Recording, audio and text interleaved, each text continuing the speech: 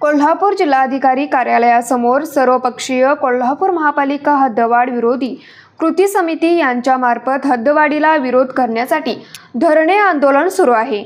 या आंदोलनस्थळी आमदार चंद्रदीप नरके यांनी भेट देऊन हद्दवाढ विरोधी कृती समितीला पाठिंबा दिला। अगोदर शहर आणि शहराच्या जवळील उपनगरांचा विकास व्हावा, मग हद्दवाढीचा विचार व्हावा। 2017 साली प्राधिकरण स्थापन करून समाविष्ट गावांचा विकास करण्यात येईल असे शासनाचे धोरण होते।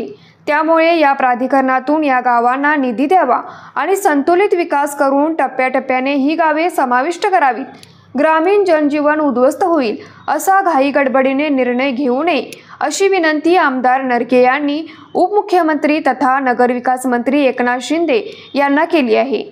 बैठक घेऊन ग्रामीण भागातील लोकांचे म्हणणे ऐकावे अशी भावना या ठिकाणी व्यक्त केली। यावेळी प्राधिकरणातील समाविष्ट गावांचे सरपंच, उपसरपंच, ग्रामपंचायत सदस्य यांच्यासह ग्रामस्थ उपस्थित होते। न्यूज मराठी 24 कोल्हापूर।